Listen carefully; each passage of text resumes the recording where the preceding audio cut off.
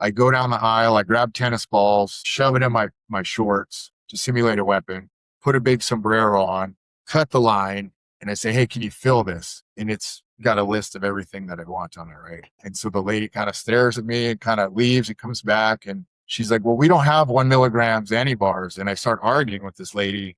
I'm saying, I don't want the half milligram. I want the full milligram. And so again, just kind of disassociated from reality and not knowing what's going on. I'm sure people around me are like, what's going on? I walk out of there. My getaway car had a breathalyzer in it. And so I didn't really plan this out. Again, I was just going there to scope it out. So I'm in the parking lot blowing into this breathalyzer, which I had stolen that car from my roommate. And basically a manager had ran around the building, side of the building, got the license plate. By the time I got back, the cops were already, surrounding the area.